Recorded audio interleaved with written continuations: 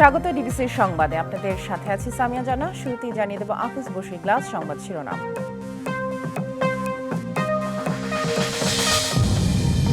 রাজুকের plot দুর্নীতির মামলায় ক্ষমতাচ্যুত প্রধানমন্ত্রী শেখ হাসিনা, তার বোন শেখ রেহানা সহ 18 জনের নামে গ্রেপ্তারি পরোয়ানা।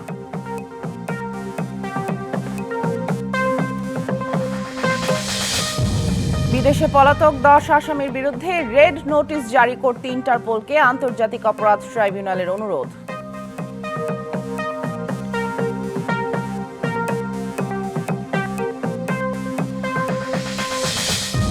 শুরু হলো এসএসসি ও সমমানের পরীক্ষা। অংশ নিচ্ছে 19,28,000 শিক্ষার্থী। 2 মাসের মধ্যে ফলাফল ঘোষণার চেষ্টা।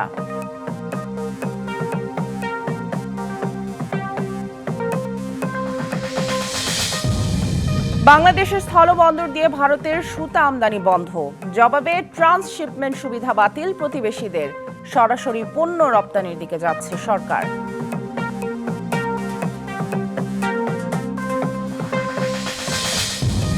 ছয় মাসে 8,789টি অপরাধ রংপুর বিভাগে।